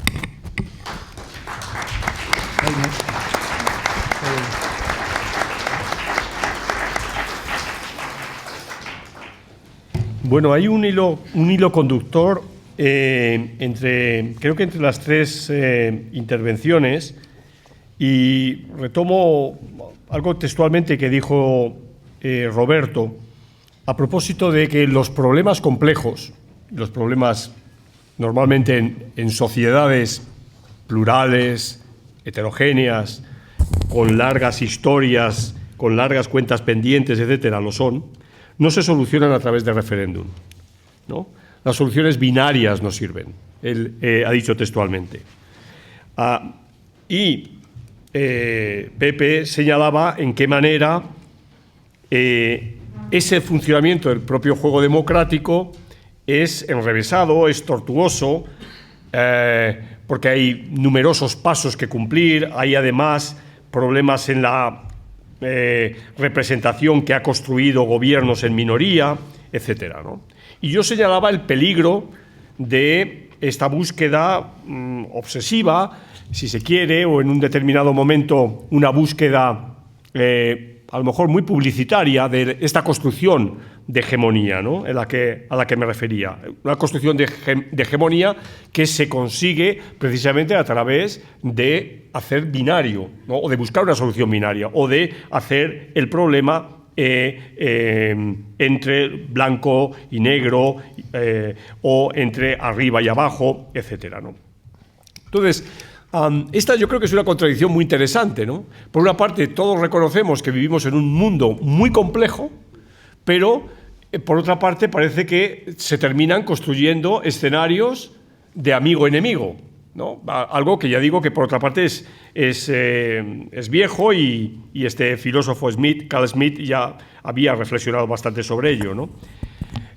Claro, en esta tesitura precisamente los partidos juegan a la lógica del pluralismo, porque la propia idea de partido es una parte, y la parte nunca va a ser, no se va a confundir con el todo. En esta casa, que ya tiene una memoria muy importante, yo puedo traer a colación hoy una mesa que hubo hace unos 13, 14 años, en la que, y no diré el nombre, un ilustre político mexicano quería en ese momento luchaba por ser candidato independiente, ¿no? Y la pregunta que se le hizo en la mesa, entre los que estábamos en la mesa, pero también en el público, es decir, bueno, señor, ¿y si usted ganara las elecciones, con quién va a gobernar? Es decir, si usted gana las elecciones, ¿quién es el grupo con el que va a armar sus secretarías, sus ministerios, etcétera, ¿no? Una de las lecciones que tenemos de las elecciones norteamericanas recientes es que el hoy presidente Trump no cometió el error que 20 años atrás cometió Ross Perot, es decir, de ir de independiente. O sea, lo novedoso de Donald Trump es jugar dentro del sistema de partidos y lograr la nominación dentro de un partido político que en un primer momento le recibe de uñas, que hay algunos diputados, algunos representantes, algunos senadores que se niegan a hacer campaña con él, pero él sigue dentro del partido político.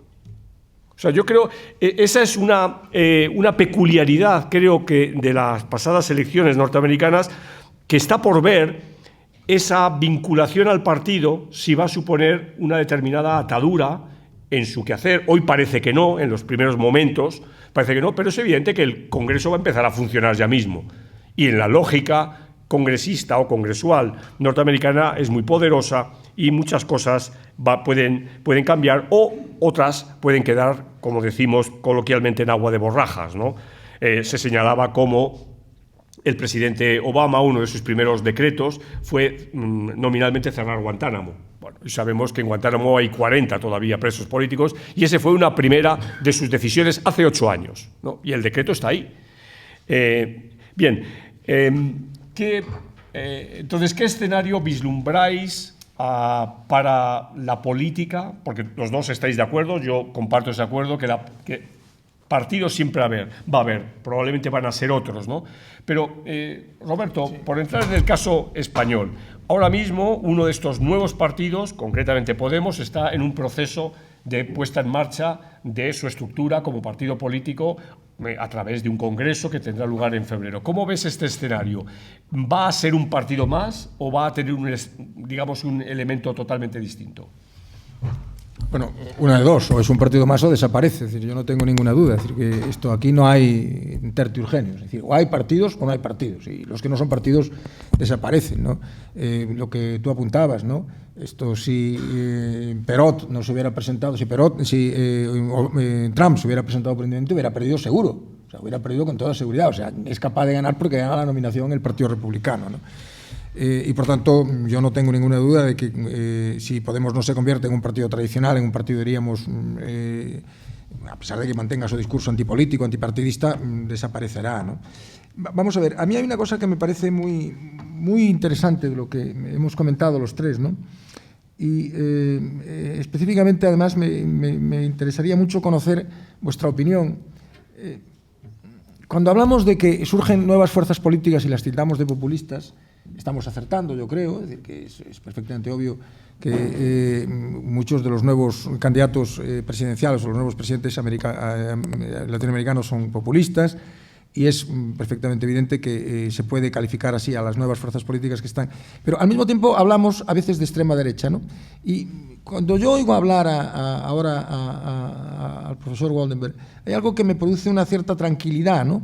Y es que en realidad no está en juego la pervivencia de la democracia. Es decir, estos días con motivo de la posibilidad de que ganen algunos candidatos en Europa, incluso con motivo de la victoria de Trump, ¿no? Se han repetido cosas con las que yo no estoy de acuerdo, y es decir, con toda claridad que a mí no me ha gustado nada que ganase Trump, es decir, no me duelen prendas en decirlo, pero estamos de nuevo en los años 20, se decía, vuelven los años 20. Yo creo que no. Es decir, yo creo que más allá del discurso, diríamos, que no es exactamente pesimista, el discurso preocupado que hacemos, yo tengo una absoluta confianza en que la democracia no está en juego.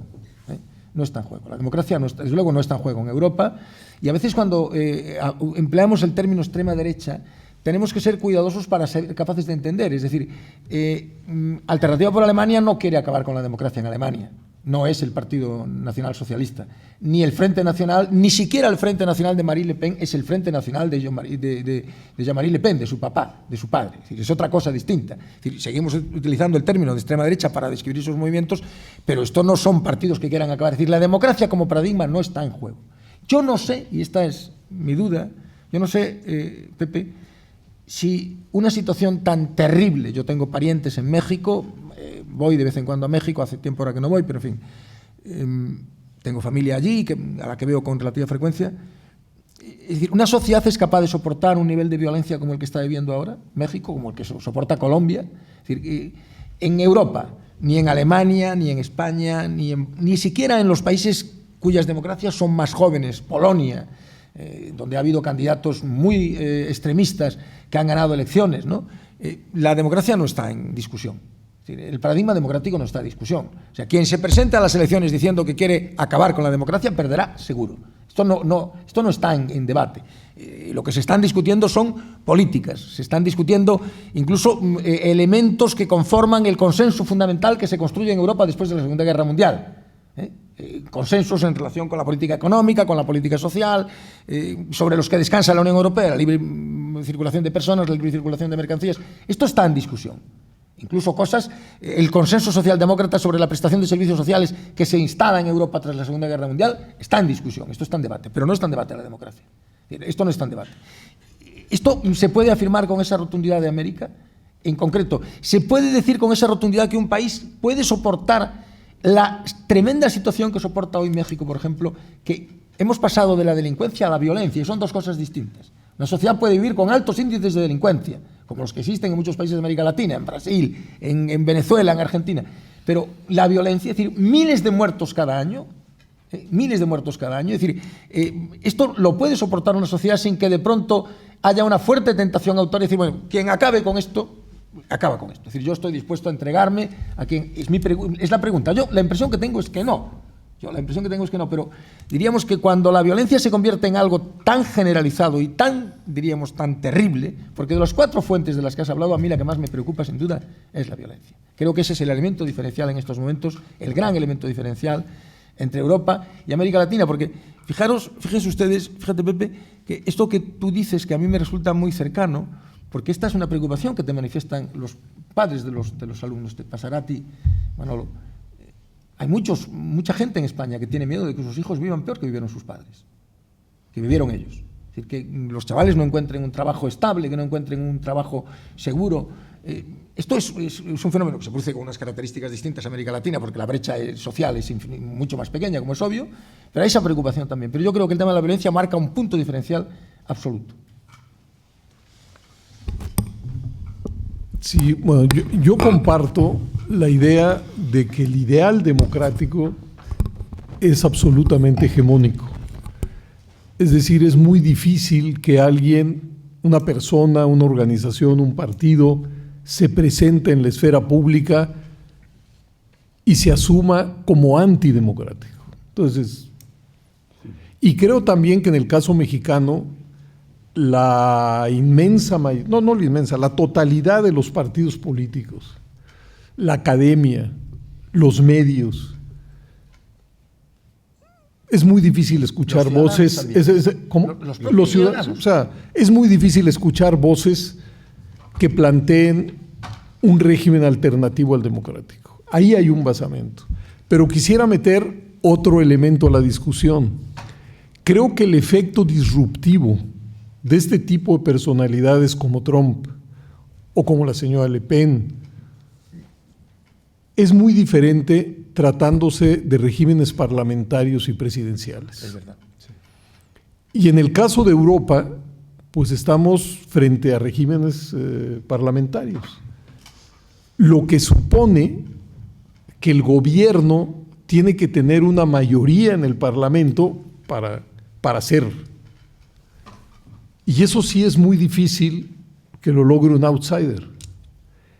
En regímenes presidenciales creo que son más frágiles ante esa posibilidad. No solamente porque el presidente concentra una gran cantidad de facultades, sino porque yendo al extremo, el presidente también puede llegar a poner contra la pared a los congresos.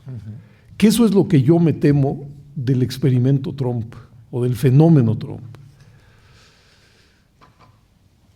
Yo creo que a una persona como esa hay que tomarla en serio en todos sus dichos. Y el problema es que, bueno, para nosotros, estoy hablando como ciudadano mexicano, pues la promesa de Trump no puede ser más preocupante. Es decir, ha hablado de deportaciones, ha hablado de construir un muro, ha estado chantajeando a las empresas que tienen inversiones en México para que no lo hagan, ha señalado que va a establecer aranceles muy altos para la exportación de productos mexicanos hacia los Estados Unidos y ha creado incluso pues, un clima muy adverso para los mexicanos que viven en los Estados Unidos, sea con papeles o sin papeles. Porque bueno, no sé qué visibilidad tuvo aquí, pero de un plumazo él habló de la migración mexicana como una migración compuesta de violadores y asesinos. Mucho impacto. ¿No? Toda la prensa lo recogió. Eso que desde mi punto de vista no se puede permitir nadie, menos el presidente pues, de la nación más poderosa del mundo.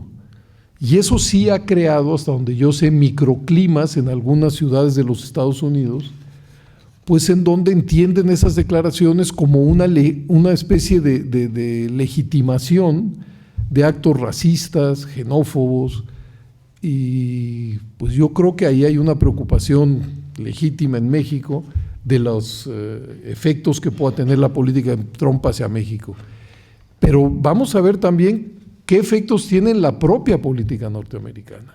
Exacto. A mí me gustaría pensar pues que en efecto que hay un poder, que es el legislativo, que puede ser un contrapeso, pero los republicanos tienen mayoría, y hay quien me dice, y los republicanos pues son un mar diferenciado, no son un bloque, pero vamos a ver, vamos a ver cómo se comporta, ¿no? Y entonces, a lo mejor ya me fui a los cerros de Úbeda. El tema de la violencia, sí, que es un tema que me preocupa especialmente. Pero bueno, yo creo que ese tema sí puede ser muy disruptivo. No creo, aunque los niveles de violencia son muy altos, yo no creo que eso esté poniendo ahora en jaque, ¿no? la reproducción del sistema democrático mexicano. Claro. No creo, pero sí lo puede erosionar. Y puede erosionar el afecto hacia el mismo.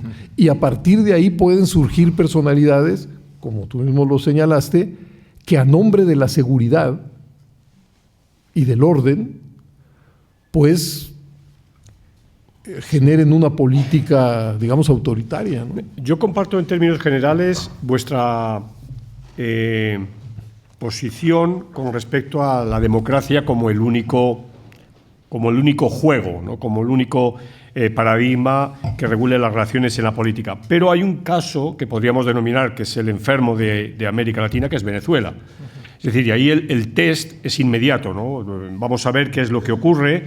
Este año es un año importantísimo porque es el caso donde verdaderamente podría reinvertirse eso que habéis señalado, ¿no? Yo estoy de acuerdo con la posición general que tenéis, pero creo que el caso venezolano debe ser un objeto de atención muy especial, porque concurren muchos de estos elementos que hemos señalado, ¿no? Un gobierno con un parlamento absolutamente hostil o un parlamento con un gobierno absolutamente hostil, violencia, una crisis económica como no hay parangón en el resto de América Latina, creo que son elementos realmente preocupantes. Les había dicho, tenemos 10 minutos para, antes de concluir, que les iba a dar la posibilidad de intervenciones muy rápidas, muy breves, o preguntas, a su vez, muy rápidas, muy breves, a cualquiera de los ponentes de la mesa. Por favor, tienen ustedes la palabra. Adelante. Ustedes dos, sí.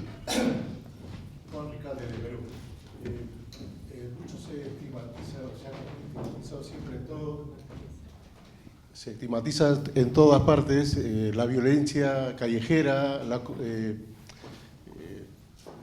la inseguridad ciudadana, etcétera, que va paralelo a la violencia y la corrupción, que se estigmatiza menos solamente en algunos sitios y tal, y ambos ponen en jaque, sí que ponen en jaque, pienso yo, o ustedes que dicen, a la democracia. Muchas gracias. Sí, señor detrás.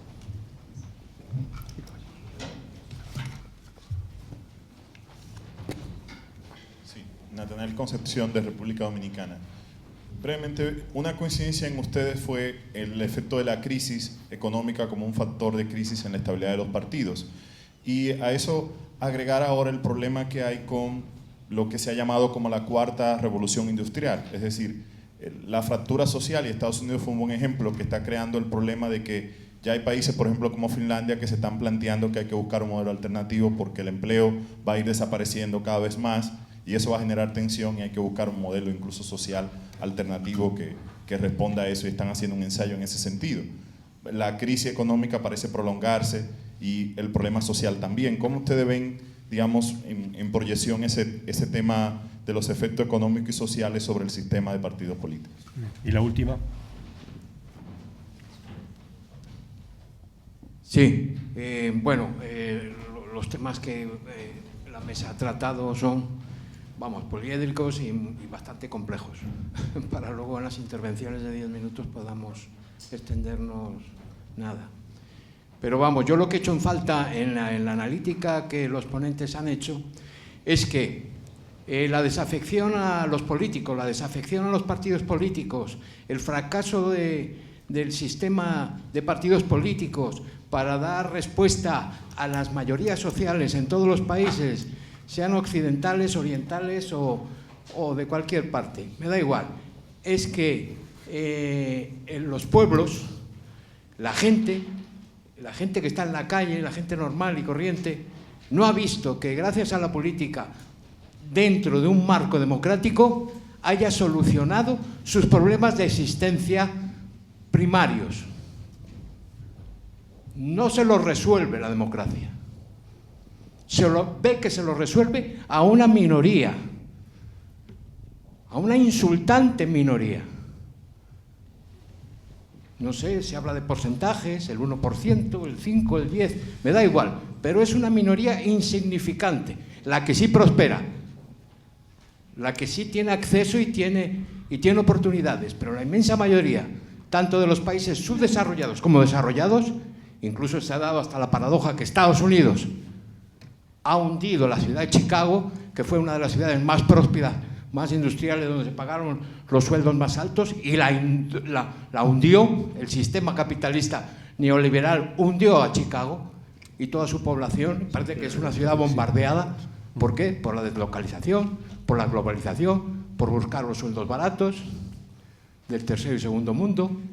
Entonces, yo creo que en la medida que no enfoquemos, como ha dicho el profesor Wellenberg, manantial de desafección, de desapego a la política clásica, es la pedagogía de la praxis, de la práctica, la pedagogía de que vean los ciudadanos que mejoran sus condiciones de vida. Muchas gracias. Sí, muchas gracias, Manolo. Vamos a ver, a las tres preguntas, muy brevemente, para que puedan intervenir tanto el profesor Alcántara como el profesor Goldenberg. La corrupción tiene unos efectos devastadores, lo decía antes el profesor Alcántara y lo decía también el profesor Goldenberg, sobre la desafección hacia la política democrática. La corrupción es terrible, tiene un efecto devastador en todos los sitios, ¿no? Sin duda alguna, no hay el más mínimo género de dudas. ¿Por qué? Porque la corrupción es una forma de asignación absolutamente injusta de recursos públicos, ¿no? Y los ciudadanos no toleran eso. Decía nuestro querido colega latinoamericano, nuestro querido colega mexicano, que ha crecido no solo que no ha crecido la corrupción, pero que lo que ha crecido es la intolerancia social hacia la corrupción. Y yo creo que esto es absolutamente obvio. Es decir, la gente no soporta la corrupción y hace muy bien de no soportarla. Hay un libro que se ha publicado recientemente, no recuerdo ahora el título, el autor es Daniel Ortega, en Alianza, sobre el desafío de los robots, no se llama así exactamente, que plantea un problema de grandísima envergadura hacia el futuro, que es el problema de cómo va a afectar la última revolución industrial en la que estamos, ¿no? La revolución tecnológica en la que estamos, a la estabilidad en el empleo y al empleo del futuro, ¿no? Da algunos datos, el libro, muchos datos que ponen los pelos como escarpias, ¿no? Y efectivamente, esto es uno de los grandes desafíos que tenemos encima de la mesa. Es decir, si el mundo que conocemos, en el que las personas trabajan en un trabajo y viven de su trabajo durante, ya no digo como en España, que uno podía vivir de un trabajo, en el mismo trabajo y en la misma ciudad muchos años, esto hace mucho tiempo que en Estados Unidos no es así, ¿no? Pero en fin, donde una persona puede vivir de su trabajo con una profesión a lo largo de un periodo largo de tiempo, si esto va a seguir siendo así. Este es uno de los grandes desafíos, es un desafío que depende no solo de los procesos de mecanización extrema en los que estamos, pero también de los procesos de mecanización extrema en los que estamos, y esto es una de las grandes dudas del futuro sobre las que tendremos que reflexionar necesariamente. Es uno de los grandes desafíos. Yo he de reconocer que después de leer ese libro, yo tenía una conciencia aproximada de la envergadura del problema, pero no tenía una conciencia exacta de la envergadura del problema, y me quedé un poco angustiado, es decir, pensando en nuestros alumnos universitarios, en nuestros hijos, en las generaciones que vienen, ¿no? Y una referencia me va a permitir el último de los miembros del público que ha intervenido que discrepe de él. Dios nos libre si no hubiera poderes públicos. Menos mal que hay poderes públicos, porque hay poderes públicos, hay un sistema sanitario que funciona, que atiende a millones de personas todos los días, a cientos de miles de personas todos los días, que hace que España sea el país del mundo donde más trasplantes se hacen. Yo digo siempre lo mismo, no todo el mundo puede tener esa experiencia porque viajar a África es caro, ¿no? Incluso para hacer turismo, que es como yo lo conozco. Yo he estado en 2 países de África, en Kenia y en Tanzania, y allí es donde uno percibe lo que ocurre cuando no hay Estado, ¿no? Lo que ocurre cuando no hay servicios de transporte público, servicios de seguridad, servicios de educación, servicios de infraestructuras, cuando no hay quien mantenga las alcantarillas, porque no hay alcantarillas, cuando no hay quien recoja la basura, cuando no hay estos servicios de aguas. Eso es terrible. O sea, es verdad que los estados hacen mal las cosas y que las clases políticas tradicionales tienen que ser criticadas, yo no tengo ninguna duda, pero fíjese, las clases políticas tradicionales son las que están sosteniendo y haciendo que funcionen países en donde los servicios públicos fundamentales de los ciudadanos funcionan muy bien. O sea, esta es una ciudad que tiene un sistema de transportes absolutamente impresionante. Gobiernen unos o gobiernen otros, sea más mérito de uno, sea más mérito del otro. Impresionante, donde se transportan en los transportes públicos, en el metro, en autobús, cientos de miles de personas diarias. Y cuando uno va a un hospital, se atienden a docenas de miles de pacientes diarios. Algunos de ellos que no tienen ningún tipo de cobertura sanitaria y se les atiende exactamente igual. Y en las universidades atendemos a miles de alumnos y en los colegios se atienden a miles de alumnos y las carreteras se mantienen. Y cuando llega una época de fríos intensos como los de ahora, hay quien libera las carreteras de nieve, hay quien atiende a las personas que se quedan aisladas, y hay helicópteros que les llevan comida, y todo esto es el Estado. Todo esto es el Estado. El Estado democrático, que es el mejor que ha existido jamás. Estados que son capaces de ofrecer un reparto de la renta que no ha existido jamás. Que no ha existido jamás. Es decir, que hay problemas, claro que hay problemas, que no va a haber problemas, pero Dios nos libre que no tuviéramos poderes públicos. Menos mal que tenemos poderes públicos. Menos mal que tenemos poderes públicos que realizan labores fundamentales para que las personas tengamos libertad, seguridad y unos niveles aceptables de igualdad. Unos comentarios muy breves. Primero a compañero peruano que yo no hablé de la violencia callejera, precisamente utilicé el término de una espiral de violencia porque creo que en algunos de nuestros países lo que está sucediendo es eso. Trato de explicarme. Primero estalló la violencia, todo esto es esquemático. Primero estalló la violencia delincuencial, luego se dijo que en buena medida la violencia era fruto del enfrentamiento entre grupos delincuenciales. Luego entraron las fuerzas del Estado a combatir a esos grupos delincuenciales.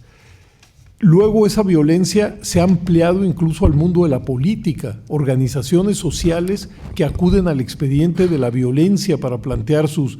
Y creo que ahora incluso ha crecido la violencia interpersonal, es decir, la violencia entre las personas para supuestamente resolver querellas entre ellos. Eso es lo que me preocupa, porque sin duda alguna, iba a decir todo régimen democrático, pero casi cualquier régimen a lo que aspira es que las diferencias entre las personas puedan resolverse, pues sí, a través de un litigio, pero excluyendo a la violencia como fórmula de solución de conflictos. Y cuando esa se instala y aparece todos los días, pues es un disolvente, no digamos de las relaciones políticas, sino de las relaciones sociales todas. Hacia ahí iba mi preocupación. Y trato de contestar a las dos últimas intervenciones de manera conjunta. Yo creo que las crisis económicas sí sacudieron, digamos, a los establishment políticos. Creo que, por ejemplo, una transición exitosa como fue la española, lo que sacudió fue espero que no me corrijan, fue precisamente la crisis. Lo que sucedió en Grecia o lo que ha pasado en Brasil tiene que ver mucho precisamente con el momento en que estalla la crisis. Es decir, los sistemas políticos democráticos no funcionan en el vacío y el entorno económico y social tienden a fortalecerlos o a erosionarlos. Y por supuesto, en los momentos de crisis, pues buena parte de los actores, a los ojos de los ciudadanos, se desgastan y se desgastan de manera considerable. Ahora bien, la democracia tiene muchos problemas, pero en efecto yo creo que en regímenes democráticos se han construido las condiciones de libertad, de progreso y de igualdad, pues mejores en términos comparativos. Por ejemplo, hay un libro, el libro de Tony Judt, que se llama Posguerra, en donde lo que él hace es narrar cómo lo que él llama el consenso socialdemócrata fue absolutamente hegemónico en Europa y construyó pues sociedades que sin sacrificar la libertad construyeron una base de igualdad muy potente a través de políticas de educación, de salud, de vivienda. Y ahí están esas sociedades. Quizá la preocupación que usted plantea y que yo comparto es que sí hubo, como en el péndulo, un alejamiento de esas políticas. Y yo creo que eso sí puede desgastar el consenso democrático, porque la cuestión social tiene que ponerse todos los días en el centro de las preocupaciones públicas, porque se supone también que para eso se construye democracia, para que las aspiraciones de la gente estén en los primeros lugares de la agenda y que sean atendidos pues, precisamente por los poderes públicos, ¿no? Pero es un tema que por lo menos a mí me rebasa y mucho. Muy bien. Bueno, yo para cerrar tres ideas rápidas. La primera, creo que el problema de la corrupción es la impunidad. O sea,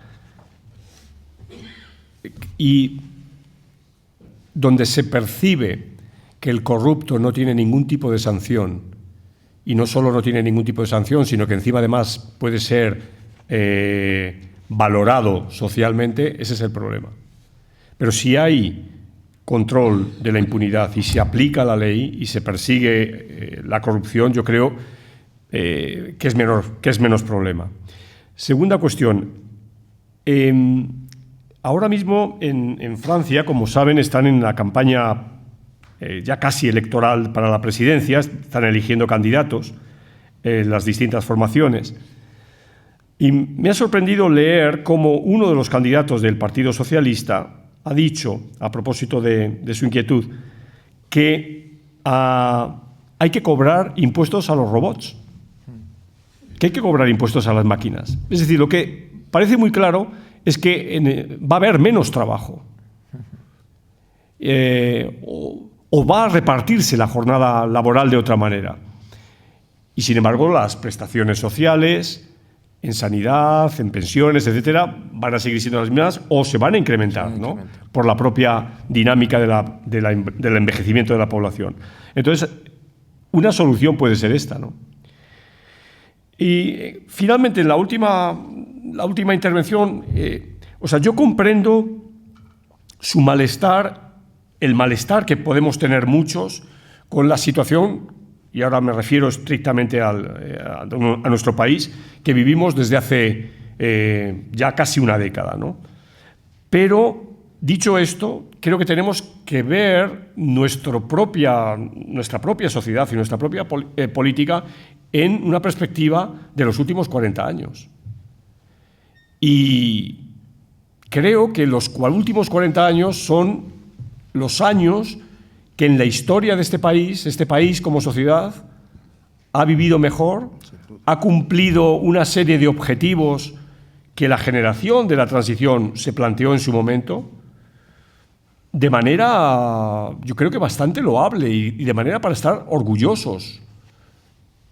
Repito, eso no indica que tengamos que morir de felicidad y, como señalaba el profesor Woldenberg, haya disfunciones y haya en un determinado momento un cansancio o haya una inercia negativa en algunos elementos que precisamente quien lo puede corregir es la democracia, nadie más.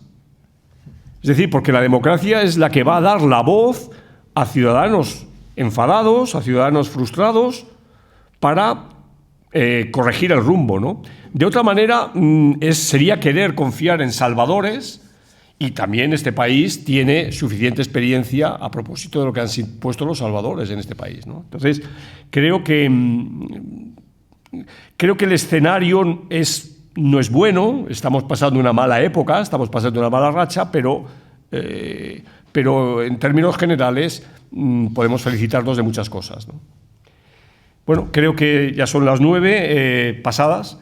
Quiero de nuevo agradecer a Casa de América, a su director, Santiago Millares, y a todos ustedes por habernos acompañado hasta este momento, y por supuesto a mis colegas, los profesores Blanco y Woldenberg, especialmente a Woldenberg por haber venido desde México para participar en este coloquio. Muchísimas gracias.